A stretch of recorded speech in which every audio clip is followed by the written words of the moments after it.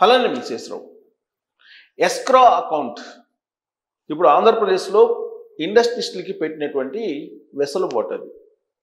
ఆ escrow account ద్వారా ప్రభుత్వం నుంచి ఎలాంటి బెనిఫిట్స్ అయితే ఇండస్ట్రీస్లకు రావాలో అవన్నీ నేరుగా వెళ్ళిపోతాయి.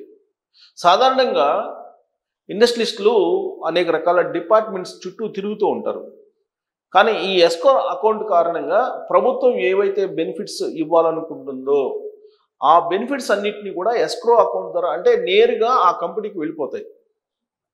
ఎప్పుడు వెళ్తాయి అంటే ఆంధ్రప్రదేశ్ ప్రభుత్వం ఆ పర్టికులర్గా ఉన్నటువంటి కంపెనీ మధ్య కుదిరినటువంటి ఒప్పందం ఫిల్ఫిల్ అయినప్పుడు వెంటనే ఆ ఎస్క్రో అకౌంట్ నుంచి అమౌంట్ ప్రభుత్వం ఎస్క్రో అకౌంట్ నుంచి డైరెక్ట్గా ఆ కంపెనీకి వెళ్ళిపోతాయి. అంటే ఏ అధికారి దగ్గరికి ఏ డిపార్ట్మెంట్ దగ్గరికి పారిశ్రామికవేత్తలు తిరగాల్సినటువంటి అవసరం లేదు.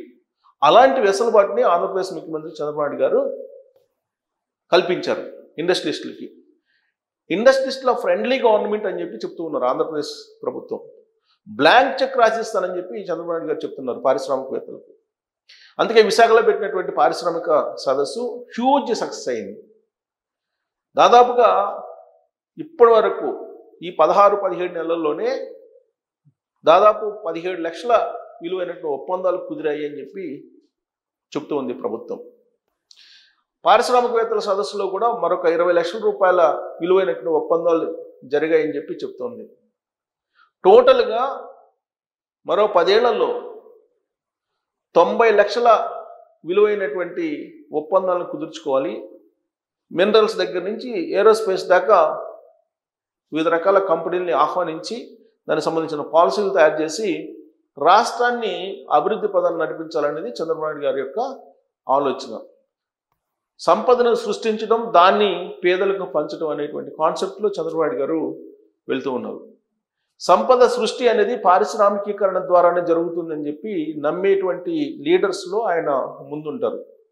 అందుకే పారిశ్రామికవేత్తల సదస్సుని విశాఖపట్నంలో పెట్టి దాదాపుగా భారీ ఒప్పందాలు కుదుర్చుకున్నారు ఆయన. ఆ కంపెనీలన్నీ కూడా రావాలి, ల్యాండ్ కావాలి. సాధారణంగా కార్పొరేట్లో ఉండేటువంటి లా ఏంటంటే, కార్పొరేట్ సంస్థలు చెప్పేటువంటి ఒక సూత్రం ఏంటంటే, జరిగినటువంటి ఒప్పందాల్లో 25% ల్యాండ్ అయినా కానీ ఆ పారిశ్రామిక సదస్సు సక్సెస్ అయిందని చెప్పి చెప్పుకుంటూ ఉంటారు.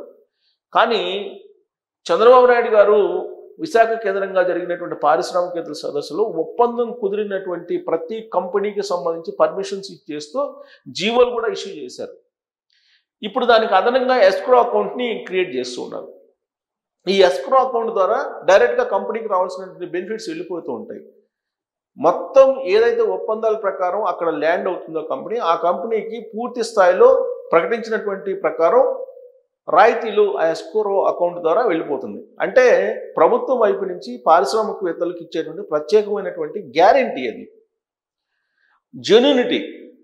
ప్రభుత్వం వైపు నుంచి ఎంత పారదర్శకంగా ఉన్నాము అని చెప్పి ఒక సంకేతం పంపించడానికి పారిశ్రామికవేత్తలకి ఈ ఎస్క్రో అకౌంట్ ఉపయోగపడుతుంది. ఇప్పటికే IBM కానీ, గూగుల్, TCS, క్యాప్జెమిని, కాగ్నిజెంట్ ఇలాంటి కంపెనీలన్నీ కూడా ఆంధ్రప్రదేశ్ వైపు వెళ్తూ ఉన్నాయి. ఆంధ్రప్రదేశ్లో కంపెనీలను నెలకొల్పేదానికి, కంపెనీలను రన్ చేసేదానికి సిద్ధపడుతూ ఉన్నాయి. క్వాంటమ్ టెక్నాలజీ అనేదాన్ని ఆంధ్రప్రదేశ్ ప్రమోట్ చేస్తుంది. క్వాంటమ్ టెక్నాలజీకి సంబంధించిన టవర్స్ ఎలా ఉంటాయో కూడా డిస్ప్లే చేసి చూపిస్తుంది పారిశ్రామికవేత్తల సదస్సులో. మరోవైపు గూగుల్ డేటా సెంటర్ని వైజాగ్లో గూగుల్ పెట్టబోతూ ఉంది. వీటన్నిటికి సంబంధించిన పర్మిషన్స్ కానీ, వాళ్ళకి అనువుగా ఉండేటువంటి చట్టాలని కానీ మారుస్తూ ప్రభుత్వం సహకరిస్తుంది వాళ్ళకి. అందుకే పారిశ్రామికవేత్తలు కూడా ఆంధ్రప్రదేశ్ వైపు పరుగు పెడుతూ ఉన్నారు. ఇప్పుడు రాబోయేటువంటి రోజుల్లో 90 లక్షల విలువైనటువంటి ఒప్పందాలు చేసుకోవాలి అనేటువంటిది. ఇప్పటికే కుదిరినటువంటి ఒప్పందాల కారణంగా 20 లక్షల ఉద్యోగాలు వచ్చే అవకాశం ఉందని చెప్పి ఎక్స్పెక్ట్ చేస్తూ ఉన్నారు. ఈ 16 నెలల్లో జరిగినటువంటి సుమారు 16 లక్షల కోట్ల రూపాయలు విలువైనటువంటి ఒప్పందాల కారణంగా దాదాపుగా 5 నుంచి 7 లక్షల ఉద్యోగాలు క్రియేట్ అయ్యే అవకాశం ఉందని చెప్పి అంచనా వేస్తున్నారు. ఎందుకంటే ఒకసారి కంపెనీ లాంచ్ అయిన తర్వాత ఆ కంపెనీ విడతల వారీగా జాబ్స్ని క్రియేట్ చేసుకుంటూ వెళ్ళిపోతుంది, డెవలప్ చేసుకుంటూ వెళ్ళిపోతుంది. టోటల్గా భారీగా ఉద్యోగాలు వచ్చే అవకాశం ఉంది అనేక రంగాల్లో. అంతేకాదు ఆంధ్రప్రదేశ్లో ఉండేటువంటి యువత ఆ కంపెనీలకి పనికొచ్చేటువంటి స్కిల్స్ని నేర్చుకోవాలనేటువంటి కాన్సెప్ట్ తోటి మొత్తం విద్యా వ్యవస్థని లోకేష్ గారు మార్చేస్తున్నారు. గతంలో ఎప్పుడు లేని విధంగా మీరు ఏ సబ్జెక్టులో ఇంట్రెస్ట్ ఉంటే ఆ సబ్జెక్టుని ఎంచుకునేదానికి వెసులుబాటు కల్పించారు. దాదాపుగా 25 సబ్జెక్టులని ఆ విధంగా ఉంచారు. గతంలో మనం చూస్తున్నాం అనాదిగా ఎంపీసీ బైపీసీ, ఎంపీసీ వాళ్ళు మ్యాథ్స్, బైపీసీ వాళ్ళు సైన్స్ బయాలజీ, ఇదే కాన్సెప్ట్.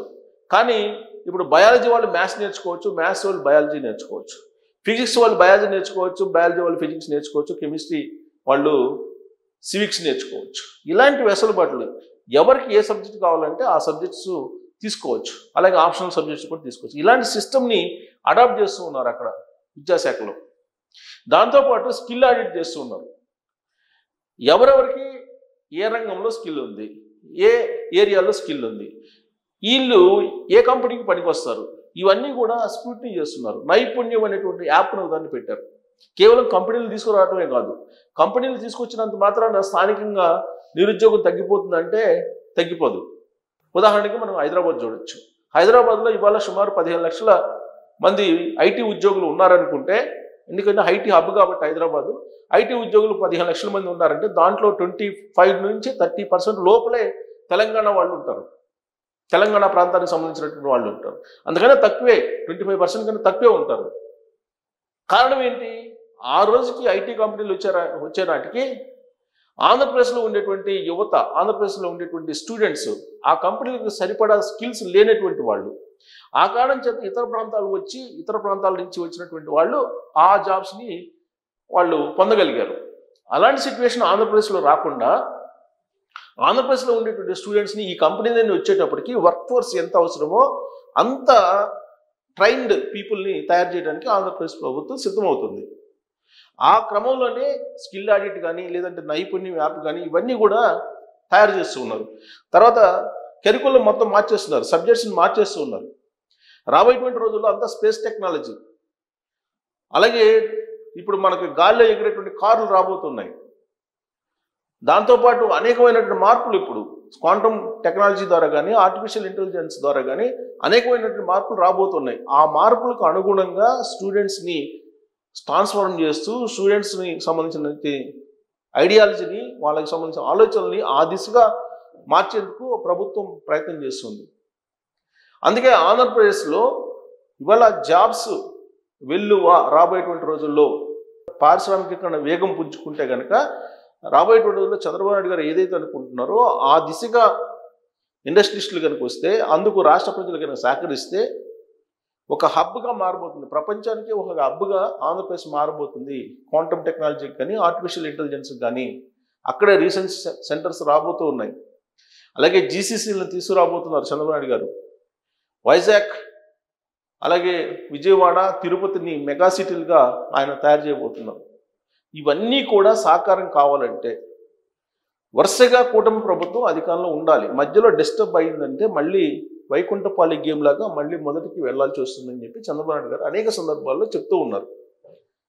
కాబట్టి పెట్టుబడిదారులు రావడానికి ఎస్క్రో అకౌంట్స్ని ఓపెన్ చేసి తమ చిత్తశుద్ధి ఏంటి అనేది చంద్రబాబు నాయుడు గారు ఇండస్ట్రియలిస్టులకు ఒక సంకేతం బలంగా ఇవ్వగలిగారు. దానికి అట్రాక్ట్ అయ్యి వచ్చేటువంటి వాళ్ళ సంఖ్య కూడా పెరుగుతుంది. పారిశ్రామికవేత్తలు వస్తున్నారు. రాబోయేటువంటి రోజుల్లో దానికి తగిన విధంగా జాబ్స్ కూడా క్రియేట్ కాబోతున్నాయి. సో కాబట్టి ఎస్క్రో అకౌంట్ వెనక ఉన్నటువంటి రహస్యం ఇది. మీకు దీని గురించి కనుక తెలిస్తే ట్రోల్ చేయొచ్చు. Thank you.